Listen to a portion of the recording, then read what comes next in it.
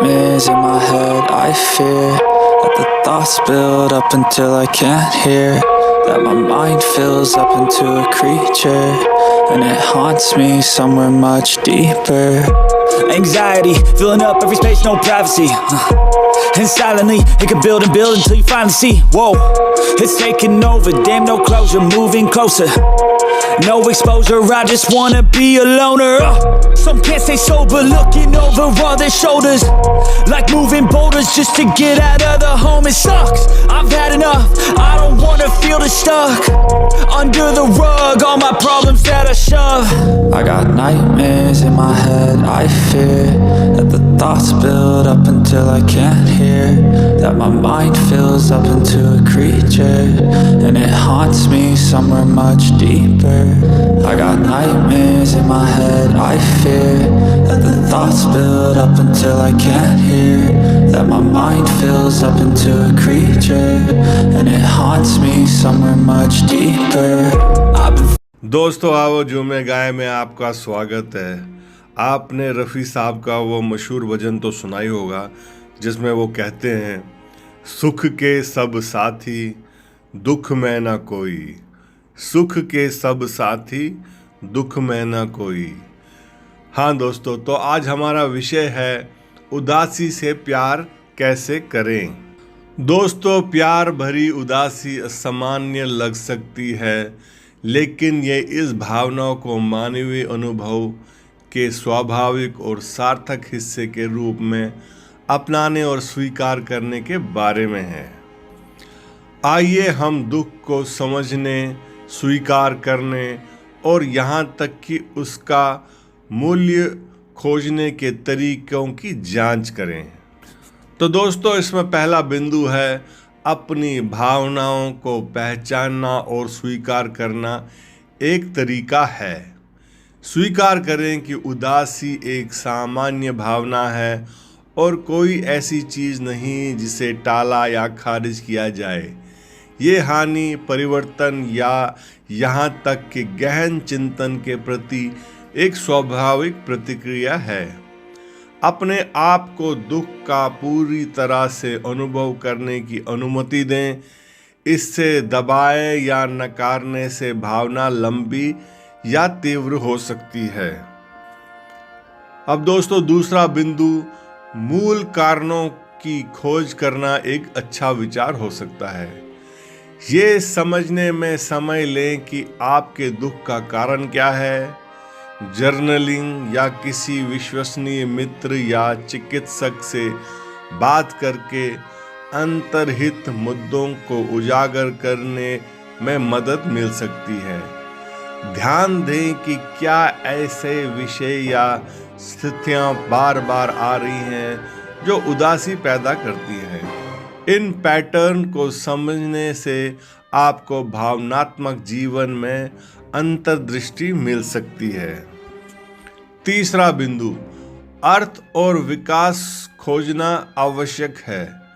उदासी अक्सर आत्मनिरीक्षण और व्यक्तिगत विकास की ओर ले जाती है।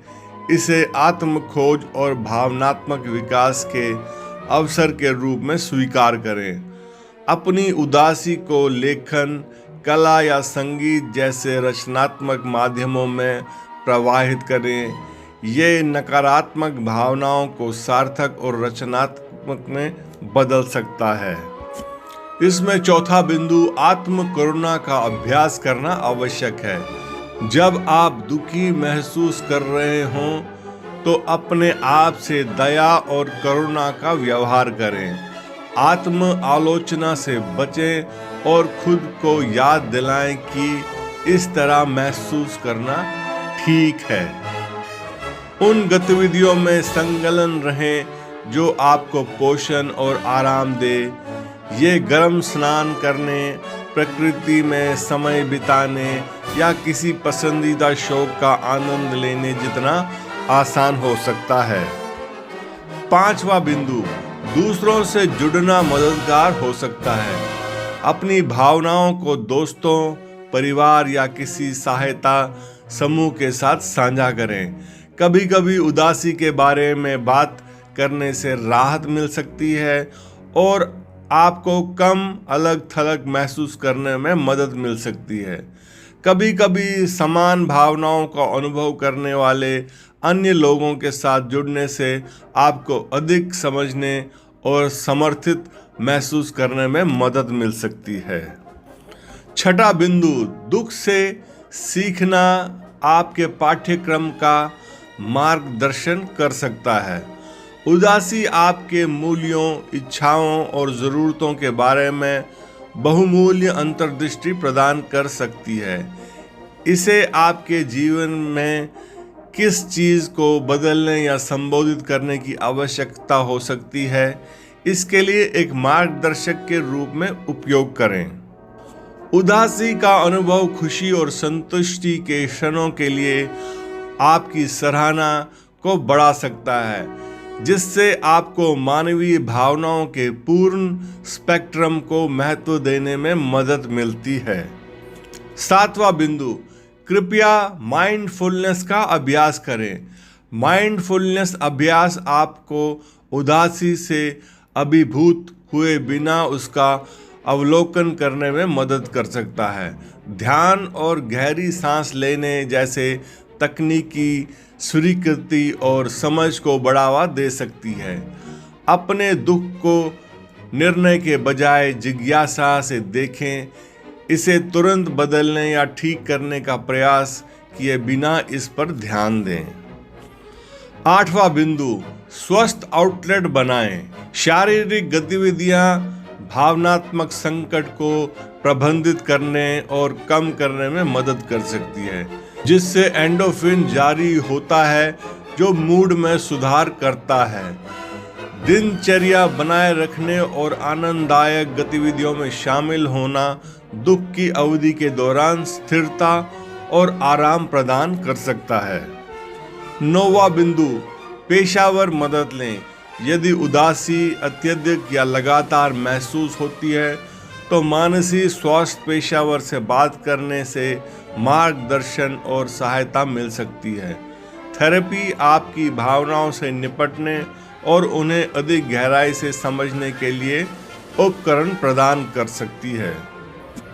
10वां बिंदु, कृपया क्षणभंगुर प्रकृति को अपनाएं। पहचानें कि उदासी सहित भावनाएं अस्थायी हैं। ये समझ आपको धैर्य और स्वीकृति की भावना के साथ दुख से निपटने में मदद कर सकती है।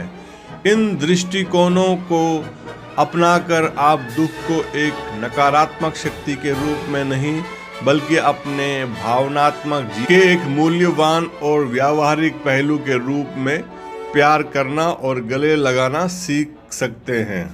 दोस्तों, यहाँ हमने दुख के मूल्य खोजने के कुछ तरीकों की जांच की, लेकिन अब चलते हैं कि ये जो दुख है इससे कैसे निपटा जाए।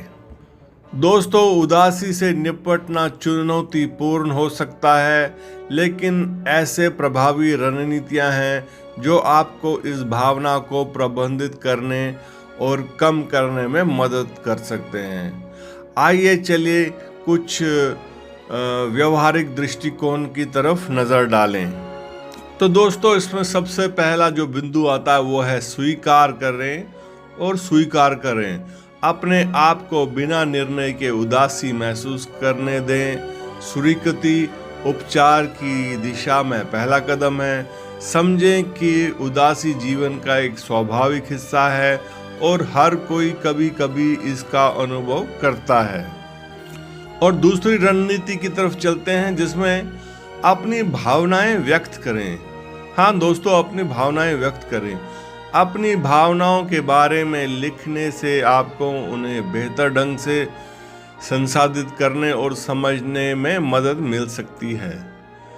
अपनी भावनाओं को रचनात्मक रूप से व्यक्त करने के लिए ड्राइंग, पेंटिंग या संगीत बजाने जैसे गतिविधियों में संलग्न रहें। तो अब रहा तीसरी रणनीति, जिसमें समर्थन के लिए पहुंचा जा सकता है। हाँ दोस्तों, अपनी भावनाओं को दोस्तों, परिवार या किसी भरोसेमंद विश्वास पात्र के साथ साझा करें। कभी कभी केवल बात करने से ही राहत और परिप्रेक्ष्य मिल सकता है। किसी चिकित्सक या परामर्शदाता से बात करने पर विचार करें जो आपकी आवश्यकताओं के अनुरूप सहायता और मुकाबला करने की रणनीति प्रदान कर सकता है।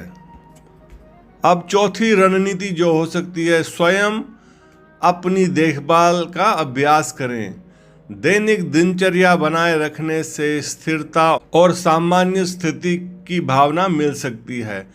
ऐसे काम करके जिनसे आपको आराम और खुशी मिले, चाहे वो किताब पढ़ना हो, गर्म स्नान करना हो या प्रकृति में समय बिताना हो। अब चलते हैं पांचवी रणनीति की ओर, जो है सक्रिय रहें। हाँ दोस्तों, शारीरिक गतिविधियों से एंडोर्फिन निकलता है जो आपके मूड को बेहतर बनाने और तनाव को कम करने में मदद कर सकता है। प्रकृति में समय बिताएं या कुछ ताज़ी हवा लें। प्राकृतिक वातावरण का शांत प्रभाव हो सकता है। छठी रणनीति, माइंडफुलनेस और रिलैक्सेशन का अभ्यास करें। माइंडफुलनेस तकनीक आपको वर्तमान में बने रहने और अत्यधिक भावनाओं को प्रबंधित करने में मदद कर सकती है। अपने मन और शरीर को शांत करने के लिए गहरी सांस लेने के व्यायाम का अभ्यास करें। अब सातवीं रणनीति की ओर चलते हैं दोस्तों, जो है छोटे लक्ष्य निर्धारित करें। छोटे प्रबंधनीय कार्यों को पूरा करना उपलब्धि और प्रगति की भावना प्रदान कर सकता है। छोटे सकारात्मक कार्यों पर ध्यान केंद्रित करें जो आप हर दिन कर सकते हैं। अब चलते हैं आठवें बिंदु की तरफ, जिसमें सकारात्मक गतिविधियों में संलग्न रहें। उन गतिविधियों में संलग्न रहे जिनका आप आनंद लेते हैं या जिनमें आपकी रुचि है। शौक एक बड़ा ध्यान भटकाने वाला हो सकता है और आपके मूड को बेहतर बना सकता है। दूसरों की मदद करने से उद्देश्य और जुड़ाव की भावना मिल सकती है जो उत्थानकारी हो सकती है। अब अगली रणनीति की ओर चलते हैं, जो है नकारात्मक विचारों को चुनौती देना। नकारात्मक विचार पैटर्न को पहचानने और चुनौती देने का प्रयास करें। उन्हें अधिक संतुलित और सकारात्मक दृष्टिकोण से बदलें। अपने आप से दयालुता और समझदारी से व्यवहार करें, जैसे आप समान स्थिति में एक मित्र के साथ व्यवहार करते हैं। और अब आगे बढ़ते हैं, जिसमें तनाव की निगरानी करें और उन्हें सीमित करने की रणनीति हो सकती है। दोस्तों, उन कारकों को पहचानें और उनका समाधान करें जो आपको दुख में योगदान करते हैं। तनावों के साथ संपर्क में आने से भावनात्मक कल्याण को प्रबंधित करने में मदद मिल सकती है। यदि आप अभिभूत महसूस कर रहे हैं तो अतिरिक्त तनाव या प्रतिबद्धताओं को ना कहना सीखें। अगला तनाव को कम करने का बिंदु जो हो सकता है वो है एक सहायक वातावरण बनाएं। हाँ दोस्तों, सहयोगी और समझदार लोगों के साथ समय बिताएं। एक ऐसे स्थान बनाएं जो सुरक्षित और पोषित करने वाला हो। यदि सोशल मीडिया या नकारात्मक समाचार आपके मूड को प्रभावित करते हैं तो उन पर बिताए गए समय कम करें। अगला तनाव करने वाला बिंदु जो है वो है उपचार के लिए समय दें। हाँ दोस्तों, समझें कि दुख से उभरने में समय लग सकता है। अपने आप को अपनी गति से प्रक्रिया से गुजरने की अनुमति दें। अपने मूड और सेहत में छोटे छोटे सुधारों को भी पहचानें और उनका जश्न मनाएं। तो दोस्तों, इन रणनीतियों का उपयोग करके आप उदासी से निपटने के प्रभावी तरीके विकसित कर सकते हैं और धीरे धीरे भावनात्मक संतुलन और लचीलेपन की ओर रास्ता खोज सकते हैं। तो दोस्तों, अंत में हम यही कहेंगे, जब आप खुश होते हैं तो आप संगीत का आनंद लेते हैं, लेकिन जब आप दुखी होते हैं तो आप गीत के बोलों को समझते हैं। यही सच्चाई है। तो दोस्तों इसी के साथ इस विषय की समाप्ति करते हैं। बहुत बहुत धन्यवाद।